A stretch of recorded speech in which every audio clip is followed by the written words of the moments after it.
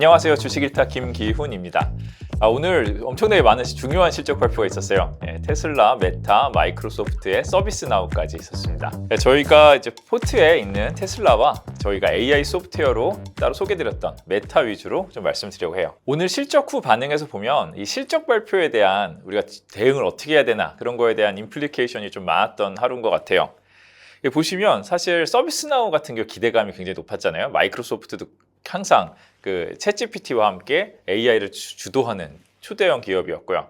그런데 이 두 기업 다 밸류에이션이 굉장히 높아요. 그리고 기대감이 높아요. 그래서 그것이 내년 성장률 전망치가 높은 거죠. 그러다 보니까 거기에 살짝 못 미치니까 주가가 많이 빠졌어요. 실적 발표 시즌에는 오히려 너무 인기주가 이런 경우가 있을 수 있다. 이런 걸 저희가 좀 생각해야 될 것 같아요. 근데 반면에 아무도 안 보는 회사, IBM 같은 회사 있잖아요. IBM 실적 발표하고 10% 올랐어요. IBM은 성장을 많이 한 것도 아니에요. 10% 성장했습니다. 소프트웨어 쪽 부문이요. 그런데 이 10%가 5년 내에 제일 높은 성장이었대요. 그러니까 이렇게 기대가 없는데 기대를 넘는 게 결국은 실적 발표 시즌에 제일 중요하다. 그리고 밸류에이션이 낮고 사람들이 수급이 몰리지 않은 데서 서프라이즈 날 경우에 크게 오른다. 이런 걸 저희 의미를 받아들일 수 있을 것 같습니다. 그러면 테슬라부터 말씀드리겠습니다. 저희가 테슬라 숫자는 좀 약했어요. 매출이 257억 달러로 예상치 272억 달러였으니까 좀 하회했고요. 그런데 저희가 인도량이 사실 안 좋았기 때문에 뭐 기대가 높지 않았고 좀 알고 있었습니다. 저희가 사실 신차 사이클을 앞두고 있을 때 신차 사이클 직전에 판매량이나 매출은 당연히 약할 수밖에 없죠. 앞에 새 차가 나오는데 막 그전 차량을 엄청나게 많이 사거나 높은 가격에 사지 않잖아요. 뭐 우리 할인 판매를 해야 될 수도 있고 그런 부분에서 4분기 실적은 높을 거라고 예상한 사람은 없었어요. 그래서 사실 이것이 시장에 반영이 되고 있었습니다. 테슬라 보시면 트럼프 당선 확정되고 주가가 488불까지 올랐다가 사실 계속 내려오고 있었어요. 이것은 4분기 실적 발표에 대한 우려가 있었던 것 같습니다. 여기서 실적이 안 좋은데 뭐 나오는 것도 없는 거 아니야? 뭐 이렇게 생각할 수 있잖아요. 그래서 계속 시장에 반영이 되고 있었고 낮아진 기대치에서 오히려 실적 발표를 하니까 주가는 오히려 시간에 좀 좋게 반응하고 있죠. 투자자들의 기대 수준이 주가와 함께 많이 내려와 있다고 생각합니다. 작년 4분기엔 뭐 신차가 없었어요. 모델 Y도 최근에 나왔잖아요. 그리고 저희가 올해 많이 자동차 쪽에서 기대하는 거, 이 저가 모델 올해 나온다고 하는데 작년에는 당연히 없었잖아요. 그러니까 이런 기대감들이 이제 반영이 될 거고 그러니까 여기에 대해서 신차 사이클이 예상대로 맞게 가고 있다. 이거를 오늘 실적 발표 확인해 준 게 의미가 있는 것 같아요. 실적 발표를 했는데 뭐 막 지연된다. 진짜 나올 줄 알았더니 늦어진다 이럴 수도 있잖아요. 그게 아니라 이게 정말 인라인하게 잘 가고 있다. 이게 확인된 게 좀 약간의 호재였고요. 그럼 새 차는 아무래도 비싸고 매출도 올라가고 뭐 Q와 P가 다 올라갑니다. 그래서 뭐 기사들을 보시면 테슬라는 4분기 실적 부진했지만 올해 판매량은 다시 성장할 전망. 사실 주식에는 가이던스, 미래, 포워드 이게 항상 중요한 거잖아요. 그러니까 그런 측면에서 좀 유리하고요. 사실 저희가 좋게 보는 거는 자동차의 가치는 생각보다 낮다 이렇게 말씀을 항상 드리잖아요. 뭐 400, 500불을 볼 때 80달러 정도밖에 안 된다 이렇게 말씀드리는데 그 중에 또 중요한 부분이 에너지 부분. 저희 ESS에서 또 잘하고 있잖아요. 근데 ESS는 저희가 예상한 대로 잘했어요. 올해도 113%나 성장했어요. 2배 이상 성장했습니다. 물론 그때 말씀드렸듯이 자동차는 파이가 크고 ESS는 아직 작기 때문에 전체 매출은 자동차가 좌우하지만 ESS가 뭐 2배 이상씩 파이가 커지고 있는 거예요. 그럼 나중에는 점점 이 비중이 커질 테니까 이것도 의미 있는 부분이다. 체크해 봐야 되는데 여기도 잘 나왔어요. 미국이 트럼프가 그렇고 에너지 전력 투자가 지금 막 늘어나고 있잖아요. 그러니까 이런 부분에 직접 수혜니까요. 이런 뭐 에너지 부분이 또 좋았고 또 더 중요한 거 이제 AI가 어떻게 얘기를 하냐 이게 제일 중요한데 뭐 내년에 로보택시 사이버캡 양산하고 올해 안에 미국 일부 지역에서 이제 저희가 감독받지 않는 FSD 그러니까 진짜 이게 자율주행이잖아요. 사람이 보지 않아도 되는 그런 FSD에 돌아다닌다 했는데 이게 뭐 자세히 찾아보니까 뭐 텍사스 오스틴 지역이다 이런 게 올해 6월이면은 이제 제대로 돌아간다는 거예요. 그러면 어느 정도 올해잖아요. 진짜 가시화가 됐다는 걸 보여주고 있고요. 한번 읽어드리면 FSD가 계속해서 빠르게 개선됨에 따라 2025년이 테슬라 역사에서 이제 굉장히 중요한 해가 될 것 이렇게 얘기했습니다. FSD가 우리가 계속 개발했고 진보를 이뤘는데 이번에는 진짜 가시화돼서 돌아다니는 차를 보게 되는 그런 한 해라 이거죠. 그리고 테슬라 실적 발표에서 이게 몰라요. 뉴스에는 그렇게 많이 나오는지 모르겠지만 제가 제일 중요하게 생각하는 거는 FSD 라이센싱이 시작됐다는 거를 이제 일론 머스크 입으로 직접 얘기했습니다. FSD가 이분 표현으로 will be extremely high 굉장히 높은 확률로 될 거라는 거예요. 그리고 원래 말 세게 하시잖아요. 이 FSD 채용 안 하면 뭐라 그랬냐, 유아 데드라고 그랬어요. 죽는다. 이제 앞으로 이게 정말로 돌아다니는 걸 사람들이 보고 체감하면 기존 자동차 회사들 있잖아, 우리 FSD, 우리 자율주행 안 사가면 너 죽는다는 거예요. 사실 제가 몇 번 그 안드로이드 예를 들어서 말씀드렸는데, 핸드폰은 누구나 제조사는 많아요. 뭐 여기저기 다 만드는데 다 안드로이드 쓰잖아요. 안드로이드 안 쓰고 뭐 자체 소프트웨어 쓰려고 그러다가 잘 안 될 수 있잖아요. 마찬가지로 많은 지금 자동차 회사들이 자율주행 직접 개발을 포기하고 있어요. 그런 회사들이 이 몇몇 회사가 실제로 얘기를 하고 있다, 곧 채택될 거다, 이런 식으로 일론 머스크가 메시지를 준 것 같아요.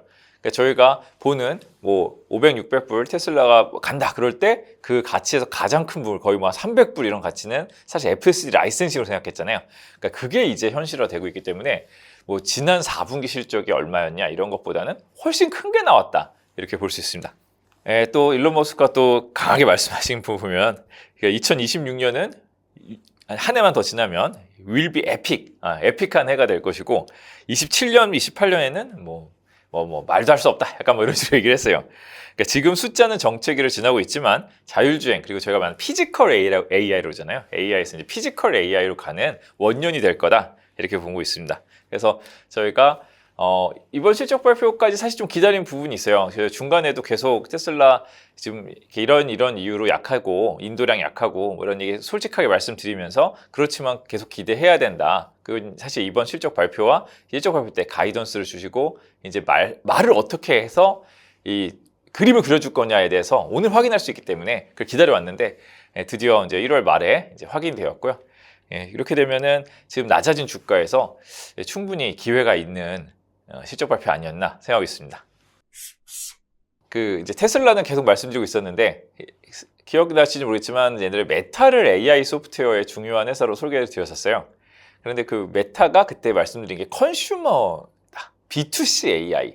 그러니까 보통 AI가 먼저 B2B가 먼저 시작됐잖아요. 근데 B2C AI에서 실제로 매출 증가를 일으키고 있는 좀 좋은 케이스다, 이렇게 말씀드렸었는데, 이번에 메타가 테슬라랑 같은 시간에 실적 발표를 했어요. 어제 굉장히 바쁜 날이었습니다. 새벽에 FOMC 파월 나오셔서 얘기하고, 물론 별건 없었죠. 그 다음에 며칠 마이크로소프트 나와서 시장이 확 빠졌다가, 그 테슬라 나오고 테슬라 확 빠졌다가 다시 많이 올라왔죠. 그 다음에 메타 나오고 뭐 서비스 다 나왔습니다. 그래서 오늘 바쁜 날이었는데, 이 메타가 저는 좀 의미 있는 것 같아서 메타를 소개해 드리려고 해요. 사실 이번에 딥시크 사태로 AI 주식 다 하락했잖아요. 그때 저희가 어떤 주식을 사야 되냐 막 얘기할 때 메타를 좀 주요하게 얘기를 했어요. 그래서 저희 이런 소프트웨어 AI 중에는 메타랑 저희가 원래 호트에 있는 엠러빈 뭐 이런 회사들, 팔란티어 이런 회사를 봐야 된다, 이렇게 말씀드렸는데, 이 메타에 좋은 점이 있어요. 어떻게 보면 어마어마한 내러티브는 없습니다, 아직.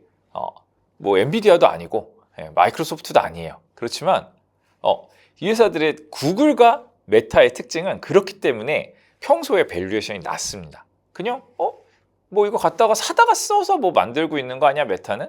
뭐 이게 뭐 AI를 주도하는 거야? 이런 느낌이 없기 때문에 AI 주식이 되면 사실 막 저희가 밸류에이션 뭐 PR 50배, 뭐 100배, 뭐 마이크로소프트 큰 회사도 뭐 30몇 배 이렇게 봤는데 메타는 20배예요.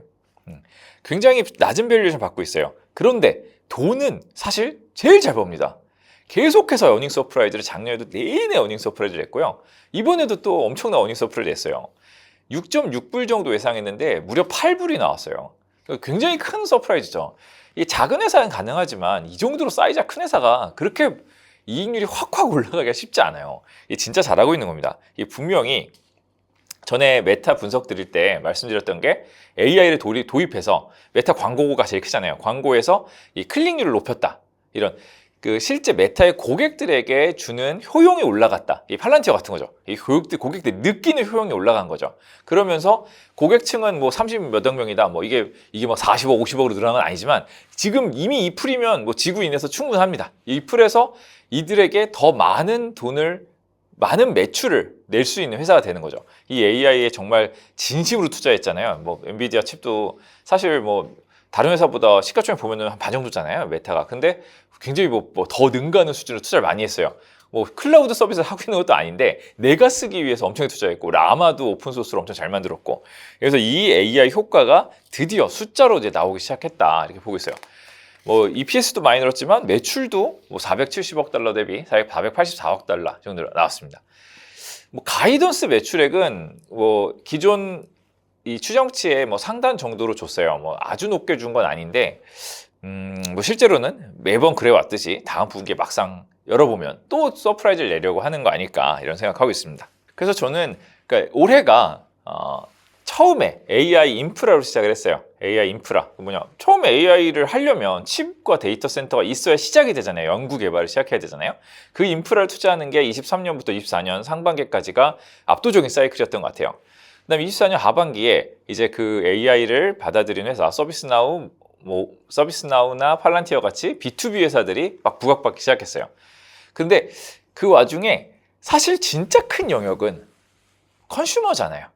B2C잖아요. 이제 B2C에서 이게 진짜로 돈을 버냐? 아니, 우리가 뭐 그냥 챗GPT에서 뭐 물어보긴 하는 거지. 뭐 컨슈머들이 쓸 일이 있냐? 이렇게 얘기했는데 두 가지 정도 이제 진보가 일어나고 있는 것 같아요. 이게 메타가 이 컨슈머들이 쓸 수 있는 AI를 만들어서 정말로 이 B2C 비즈니스에서 돈을 버는 보여줬고, 또 요즘에 딥시크 사태도 사실 이런 컨슈머 AI에 도움이 된다고 생각합니다. 왜냐하면 아니 애플이나 이런 그 B2B는 아주 큰 데이터 센터를 할 수 있는데 뭐 작게 많은 일에 들어가려면 이 작고 효율적이고 이 다운로드 받거나 이렇게 이 작은 컴퓨팅 자원에서도 돼야 돼요. 근데 그런 효율성을 이번에 할 수 있다는 걸 보여줬잖아요. 전 딥시크사 다 믿진 않지만 이런 효율성을 보여준 부분이 있어요. 그렇기 때문에 이런 메타나 애플이나 이런 AI에서 약간은 구글 약간은 조금 비껴져 있던 회사들이 이제 내가 갖고 있는 메타의 수십억 명의 SNS, 구글의 유튜브 이런 자원들이 AI로 인해서 매출이 더 증대되는 효율성이 올라가는 이런 국면이 오래될 것 같아요. 월마트가 그걸 보여주면서, 월마트도 얼마나 올드하고 막 구산업 같은 회사예요. 근데 월마트가 AI로 효율성 높이면서 작년에 그리고 올해 초까지 주가 엄청 오르고 있죠. 그러니까 이런 국면이 이런 B2C AI의 올해 원년이 되지 않을까 보고 있습니다. 그래서 메타가 숫자도 잘 나왔고 밸류도 싸기 때문에 메타와 구글을 저희는 지금부터는 좀 예전에 좀 낮게 봤다면 더 높게 봐야 되는 거 아닌가 이렇게 보고 있습니다. 저희 오프라인 강의를 2월 5일에 합니다. 저희 그 고정 댓글로 달아놨고요. 거기 신청하실 수 있는 폼도 있습니다. 저희가 저번 세미나에서는 유튜브에서 보여주지 못한 기업들을 많이 소개를 해드렸어요. 근데 어떤 회사들이냐면 정말 큰 회사, 아무래도 이렇게 많은 사람들이 보는 회사를 저희가 영상으로 소개해드리잖아요. 그런데 저희 모임에서는 사람들이 많이 보는 건 아니지만 알짜 회사들이 있습니다. 이 테크 못지않은 성장주들, 미국의 소비주라는 엄청 대단한 시장이잖아요. 미국의 엄청난 성장 소비주들도 소개해드렸고, 그 당시에는 그렇게 말이 많지 않았던 로빈훗이나 레딧 같은 회사들, 뭐 코인 관련 사업도 있는 그런 회사들 막 소개해드렸는데, 그런 회사들 지금 보시면 굉장히 성과가 좋게 움직이고 있습니다. 그러니까 이렇게 저희가 평소에 공개해드리지 못하는 그런 기업들도 많이 소개해드릴 기회가 되고요. 이번에 Q&A 시간도 많이 늘려서 저희가 질문하고 같이 공부할 시간을 가져보려고 합니다. 많이 참여 부탁드립니다. 감사합니다.